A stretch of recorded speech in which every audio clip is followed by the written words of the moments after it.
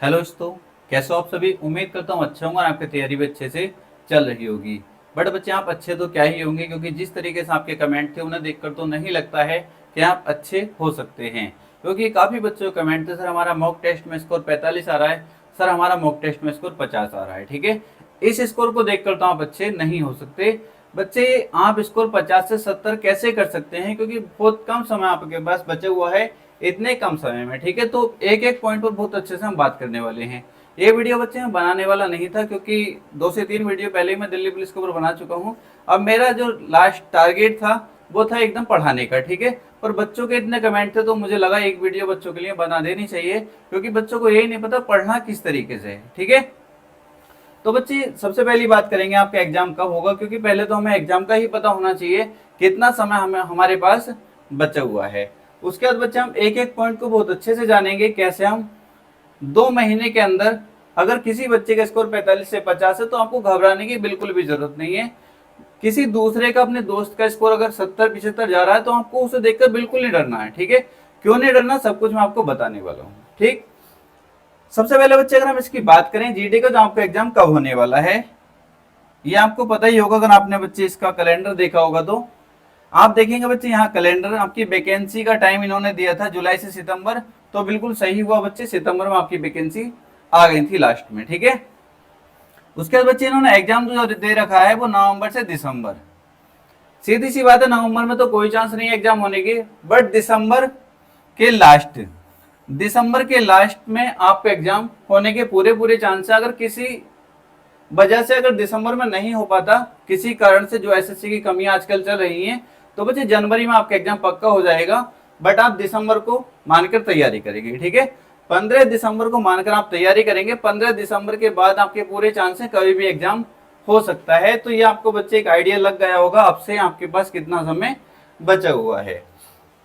अब बच्चे कमेंट करते हैं, सर कैसे पढ़ाई करें। बच्चे जब तक आप पढ़ाई नहीं करेंगे, आप सोचें कि मैं ऐसे ही वीडियो देखता रहूं, यूट्यूब पर खोलते हैं वो उनके सामने वीडियो आ जाती है कैसे स्कोर बढ़ाएं। क्या आप वीडियो देखकर स्कोर बढ़ा सकते हैं? कोई सी भी वीडियो बच्चे आप खुद अपने आप से महसूस करेंगे अब तक आपने कितनी वीडियो देख ली होंगी, क्या उससे कुछ अंतर मिला? नहीं मिला। अंतर किससे मिलेगा बच्चे, कैसे स्कोर बढ़ेगा? वो बढ़ेगा पढ़ने से, और वो पढ़ाई आप कर नहीं रहे। किस तरीके से पढ़ाई करनी है बच्चे, वो हम समझने वाले हैं। सबसे पहले अगर बच्चे में आप, क्योंकि काफी बच्चे हैं मेरे बारे में, क्योंकि मैंने पिछली बार वैकेंसी के बारे में बताया था, तो उसमें बच्चे मैंने बताया था मैंने जो एनडीए का एग्जाम निकाला था वो किस तरीके से निकाला था। तो एक बच्चे कमेंट आया था, सर अपना रिजल्ट दिखाइए। तो बच्चे ये मैं आपको फिर दिखा देता हूँ, जबकि एक वीडियो में मैंने दिखाया भी था। आप देखेंगे बच्चे, मेरा प्रीवियस पत्र था एनडीए का, और इसके बाद बच्चे मैंने आपको रिजल्ट भी दिखाया था। ये मेरा रिजल्ट था, आप यहाँ पर देख सकते हैं बच्चे, ये मेरा रोल नंबर था और ये मेरा नाम है, और ये बच्चे इंटरव्यू की डेट है। ठीक है, तो ये मैंने आपको पहले भी दिखाया था, बट पिछली वीडियो में नहीं दिखाया था, तो एक दो बच्चे कमेंट आ गया था, सर अपना रिजल्ट दिखाइए। मतलब इतना शक कर सकते हो? अपने ऊपर आप शक नहीं करते जो आपका स्कोर 45 से 50 रह जाता है। ठीक है, तो इन बातों पर ध्यान न दें। बस जहां से आपको नॉलेज अच्छी मिल रही है, मैं ये नहीं कहता मुझसे पढ़ो, जहां से आपको नॉलेज अच्छी मिल रही है वहां से पढ़ सकते हो। मैं ये नहीं कह रहा कि मेरे पास रुको, अगर आपको मेरी वीडियो अच्छी लगती है तभी मेरे पास रुको, अगर मेरा समझाया हुआ आपके समझ आता तभी मेरे पास रुको, अगर मेरा समझाया आपके समझ नहीं आता तो कहीं भी जा सकते हैं, यूट्यूब पर 1000 टीचर हैं।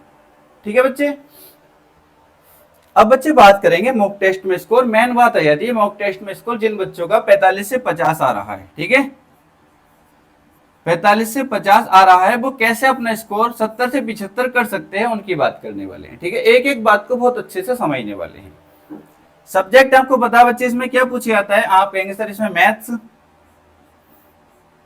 रीजनिंग, जीके और कंप्यूटर, ये 4 सब्जेक्ट ही पूछे जाते हैं। आप कहेंगे सर बिल्कुल। मैथ के कितने क्वेश्चन? 15 क्वेश्चन, रीजनिंग के 25 क्वेश्चन, जीके जीएस के 50 क्वेश्चन, और बच्चे कंप्यूटर के 10 क्वेश्चन। यही है ना सिलेबस? सिलेबस तो सबको पता होगा। आप कहेंगे सर बिल्कुल ठीक है।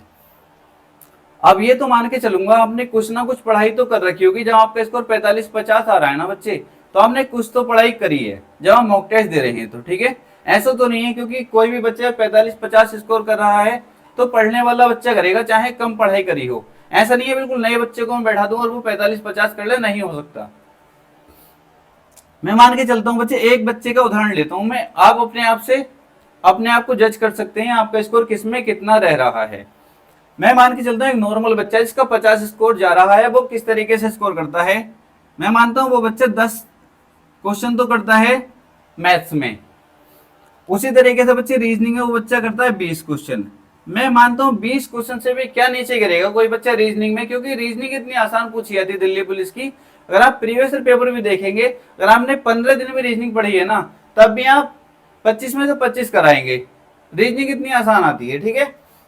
जीके जीएस में मान के चलता हूँ 15 से भी क्या नीचे गिरेगा कोई बच्चा, बिल्कुल थोड़ा बहुत भी पढ़ा है ना तो 15 से नीचे तो बच्चे, अगर आप जा रहे हो ना तो बिल्कुल खत्म हो, मतलब छोड़ दीजिए बिल्कुल आस, अगर 15 क्वेश्चन से भी नीचे जा रहे हो तो जीएस में, ठीक है। 15 क्वेश्चन तो कर ही लेगा। और जहां तक बच्चे कंप्यूटर में भी 5 क्वेश्चन आराम से हम कर सकते हैं। जो बच्चा 50 स्कोर कर रहा है उसकी बात मैं कर रहा हूं।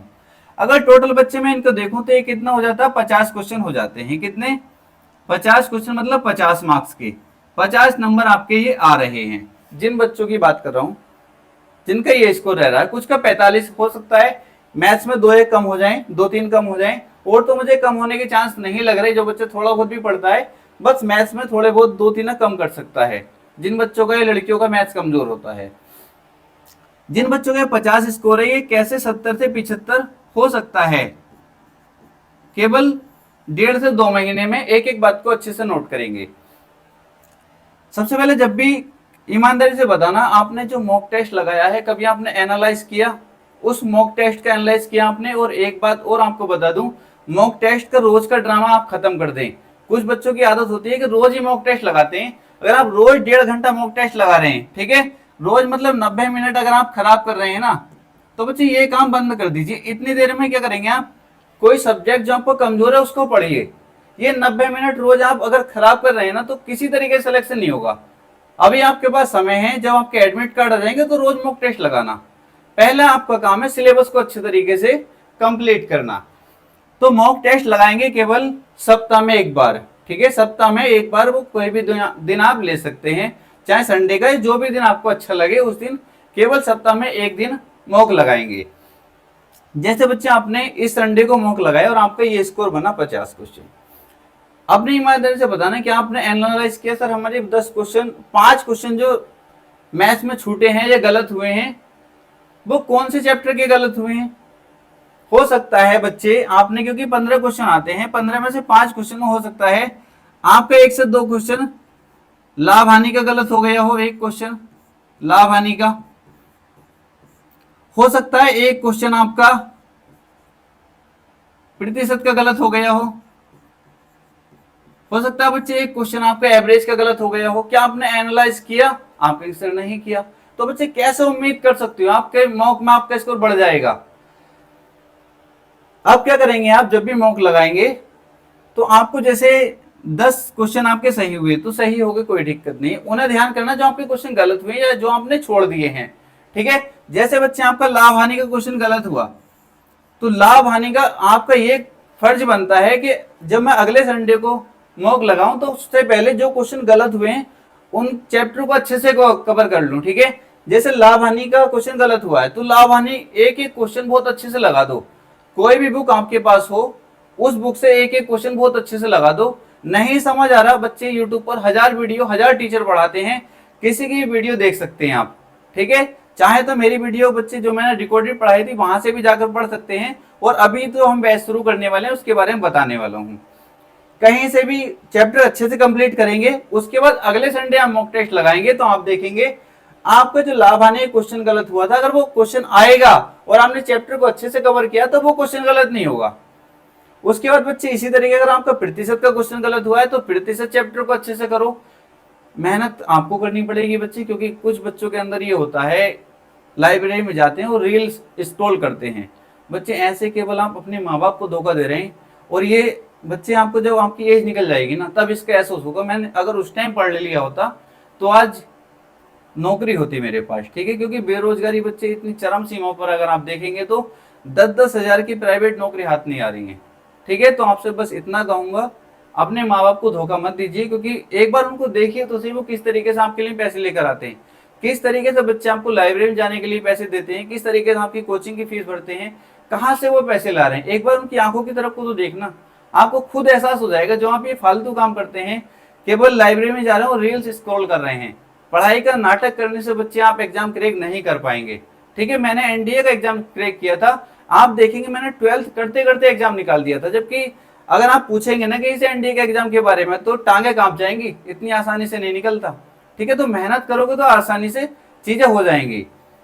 तो बस इतना करना पड़ेगा बच्चे, जो भी क्वेश्चन आपका गलत हुआ है मैथ्स हो अच्छे तरीके से कवर करेंगे। पहली बात ये गांठ मान लेंगे, जो भी मैं मॉक लगाऊंगा, किसी भी चैप्टर का क्वेश्चन गलत होगा, चाहे मुझको कितनी ही मेहनत करनी पड़े उसको, क्योंकि 24 घंटे होते हैं बच्चे आपके पास, 6 घंटे सो जाओगे और तो टाइम फ्री हो ना, तो इतने टाइम में क्या आप इन चैप्टर को कवर नहीं कर सकते जिनका क्वेश्चन गलत हो रहा है?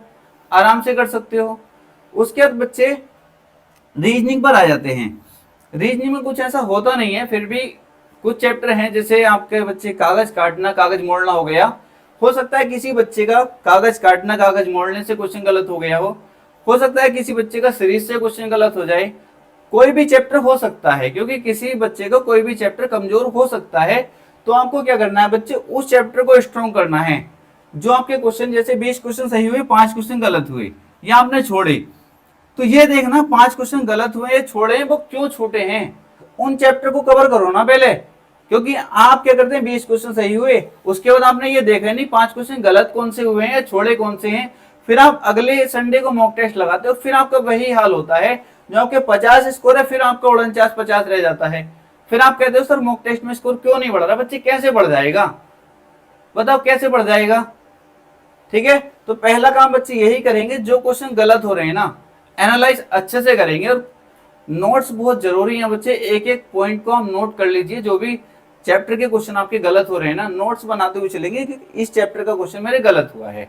ठीक है, अगर आपके नोट्स बने होंगे तो जो भी आप मॉक लगाएंगे तो उसके साइड में आप लिखते चलेंगे कि आज के मॉक में मेरे ये क्वेश्चन गलत हुए हैं, अगले मॉक में मुझे यही क्वेश्चन गलत नहीं करने इतनी चैप्टर से, चाहे मुझको कितनी भी पढ़ाई करनी पड़े।